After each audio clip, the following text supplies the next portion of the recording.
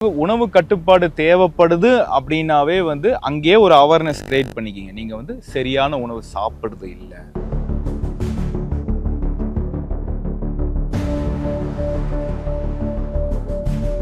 அந்த காலத்திலேயே பெரியவங்க சொல்லியிருக்காங்க, உணவே மருந்து அப்படின்னு சொல்லியிருக்காங்க. உண்மையாலுமே உணவு தான் மருந்து.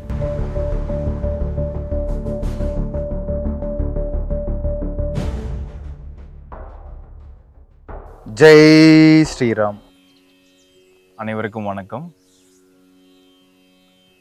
ராமநாம வழிபாடு அட்டன் பண்ணி மிகப்பெரிய மாற்றம் எல்லாருக்குமே நடந்துட்டு இருக்குது. ஸோ நீங்களும் ராமநாம வழிபாடு அட்டன் பண்ணணும் அப்படின்னா ஸ்க்ரீனில் தெரிகிற இந்த நம்பருக்கு கூப்பிட்டு நீங்கள் ரிஜிஸ்டர் பண்ணிக்கிங்க. அது மட்டும் இல்லை, புனித தீர்த்த யாத்திரான்னு சொல்லிட்டு மார்ச் மாதம் 15, 16 நம்ம மேற்கொள்ள போகிறோம். பகவான் ஸ்ரீ ராமரோட ராமநாமத்தை முழு மூச்சா சொல்லி முக்தி நிலைக்கு போகணும். பகவான் ஸ்ரீ சுவாமி ராகவேந்திரா சுவாமிகள் மந்திராலயத்துக்கு நம்ம யாத்திரா மேற்கொள்ள போகிறோம். வரணும் விருப்பப்பட்டீங்க அப்படின்னா நீங்கள் ஸ்க்ரீனில் தெரிகிற இந்த நம்பருக்கு கால் பண்ணி நீங்கள் புக் பண்ணிக்க முடியும். நிறைய பேர் கிளாஸ் அட்டன் பண்ணவங்களாகட்டும், நிறைய பேர் ஃபோனில் எல்லாருமே நிறைய கேட்குற விஷயம் என்ன அப்படின்னு பார்த்தீங்கன்னா, நான் ராமநாமம் ஜபம் பண்ணுறேன், நான் நான் வெஜிடேரியன் சாப்பிட்லாமா, என்னோட உணவு முறைகள் நான் எப்படி வச்சுக்கணும், எப்படி இருக்கணும், கட்டுப்பாடு எப்படி பண்ணணும் அப்படின்னு நிறைய பேர் கேட்குறாங்க. நான் என்ன சொல்ல வரேன் அப்படின்னா, இந்த உணவு முறை, உணவு கட்டுப்பாடு வேணும், உணவு கட்டுப்பாடு படுத்துறது எப்படின்னு கேட்குறீங்க அப்படின்னாவே நீங்கள் சரியான உணவு சாப்பிடலைன்னு அர்த்தம். ஏன்னா சரியான உணவு நீங்கள் சாப்பிட்றீங்க அப்படின்னா எதுக்கு உங்களுக்கு உணவு கட்டுப்பாடு தேவைப்படுது? உணவு கட்டுப்பாடு தேவைப்படுது அப்படின்னாவே அங்கேயே ஒரு அவேர்னஸ் கிரியேட் பண்ணிக்கிங்க. நீங்கள் சரியான உணவு சாப்பிடுறது இல்லை அப்படின்னு சொல்லிட்டு. ஓகே, இவ்வளோ ஸ்பீடாக போகிற இந்த உலகத்தில் நான் எதுக்கு சரியான உணவு எது, எப்படி, என்னென்னு கண்டுபிடிக்கிறது அப்படின்னு நீங்கள் கேட்கலாம். அதாவது நம்ம ஒரு இலக்கை நோக்கி எதையோ நோக்கி முழு ஸ்பீடாக ஓடிட்டு இருக்கோம். ஸோ அது தவறு கிடையாது. அது ஒரு வகை இருந்தாலுமே இன்னைக்கு அதே வேகத்தை நோக்கி ஹாஸ்பிட்டல் நோக்கி நிறைய பேர் பயணம் பண்ணிட்டு இருக்காங்க. ஸோ நிறைய ஹாஸ்பிட்டலில் இன்னைக்கு பெட்ஸ் எல்லாம் எதுவுமே பத்த மாட்டேது, அந்த அளவுக்கு ஃபுல்லாக இருக்குது. எல்லாருக்குமே ஏதோ ஒரு வகையில் பாதிப்பு ஏற்பட்டுது. இதை நம்ம அந்த காலத்திலேயே பெரியவங்க சொல்லியிருக்காங்க, உணவே மருந்து அப்படின்னு சொல்லியிருக்காங்க. உண்மையாலுமே உணவு தான் மருந்து.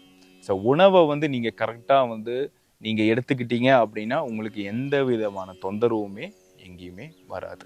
ஆன்மீக ரீதியாகட்டும் இல்லை வாழ்க்கையில் எந்த ஒரு முன்னேற்றம் வேணும் அப்படின்னாலுமே முதல் படியாக நீங்கள் என்ன பண்ணணும் அப்படின்னா, இந்த வயிற்றை சுத்தம் செய்யணும். அதாவது கரெக்டான உணவு போட்டு கரெக்டாக பராமரிக்கணும்.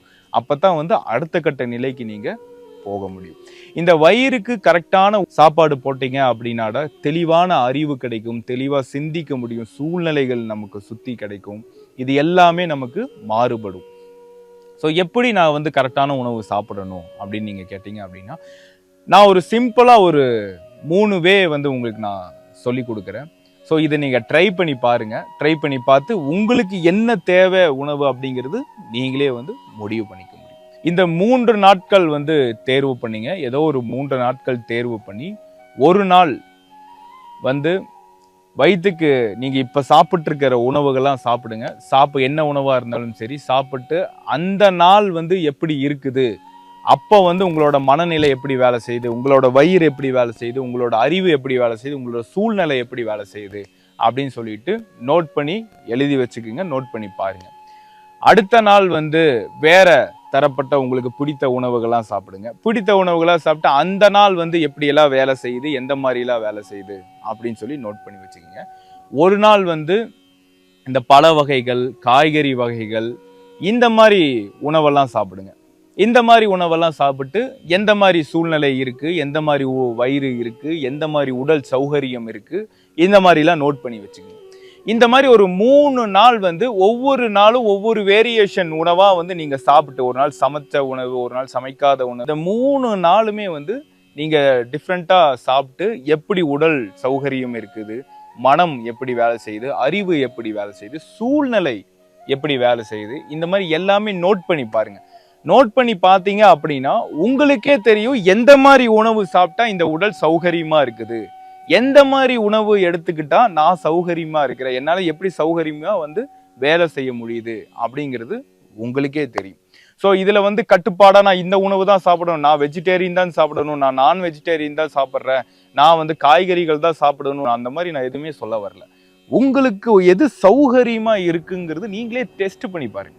டெஸ்ட் பண்ணி பார்த்தீங்கன்னா உங்களுக்கே தெரியும் எந்த உணவு சாப்பிடணும், எந்த உணவு சாப்பிடக்கூடாது, எப்படி இருக்கணும், எப்படி இருக்கக்கூடாது அப்படின்னு சொல்லிட்டு. இதுல வந்து நீங்க ஏதோ கவனம் தான் இங்க முக்கியம், அவேர்னஸ் முக்கியம்.